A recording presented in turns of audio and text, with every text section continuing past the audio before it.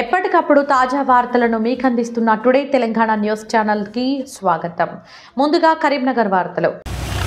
భారత రాజ్యాంగం అవతరణ దినోత్సవ సందర్భంగా ఇక్కడికి విచ్చేసినటువంటి పెద్దలందరికీ మరియు మేధావులకు, అంబేద్కర్ వాదులకు, అలాగే ఈ దేశ ప్రజలందరికీ మరియు మీడియా మిత్రులకు నేను రాజ్యాంగ అవతరణ దినోత్సవ సందర్భంగా శుభాకాంక్షలు తెలుపుతా ఉన్నా.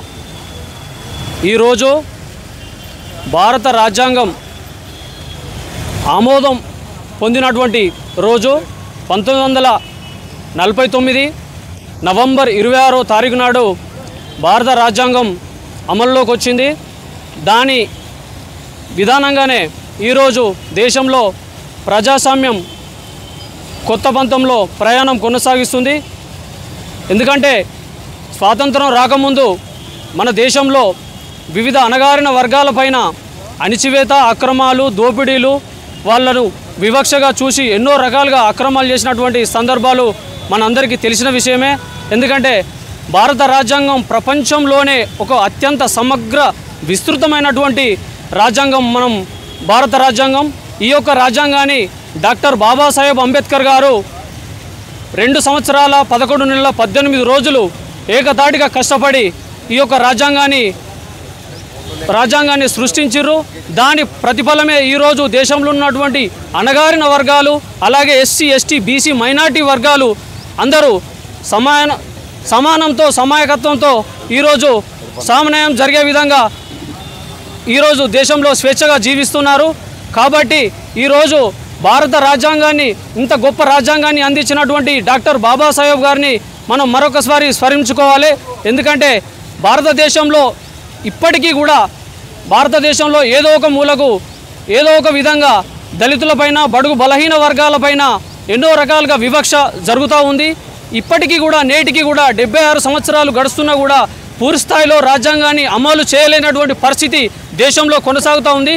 కాబట్టి ఇక ముందైనా పూర్తిస్థాయిలో భారత రాజ్యాంగాన్ని అమలుపరిచి బడుగు బలహీన వర్గాలకు, ఎస్సీ, ఎస్టీ, మైనార్టీ వర్గాలకు పూర్తిస్థాయిలో రాజ్యాంగ ఫలాలు అందే విధంగా చర్యలు తీసుకోవాలని చెప్పి ఈ రాష్ట్ర ప్రభుత్వాన్ని మరియు ఈ దేశ ప్రభుత్వాన్ని, నేను కేంద్ర ప్రభుత్వాన్ని కూడా ఈ సందర్భంగా కోరుతా ఉన్నా.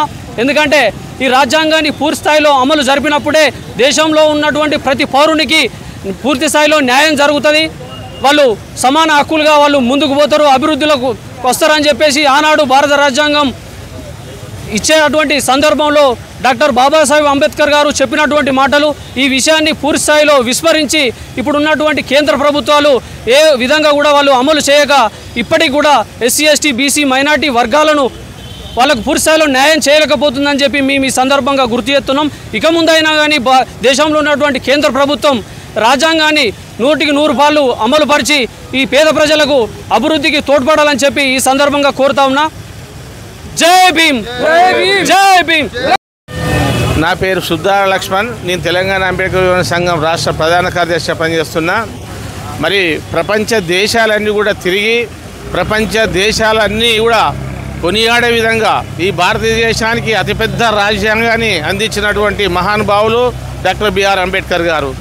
అంబేద్కర్ గారు దళిత జాతిలో పుట్టినప్పటికీ కూడా నవంబర్ 26వ తారీఖు నాడు రాజ్యాంగ దినోత్సవం సందర్భంగా ఈరోజు డాక్టర్ బాబాసాహెబ్ అంబేద్కర్ రాసిన రాజ్యాంగంలో మరి అణగారిన వర్గాలకు హక్కులు, అధికారాలు కల్పించడం జరిగింది. కానీ నేటి పాలకులు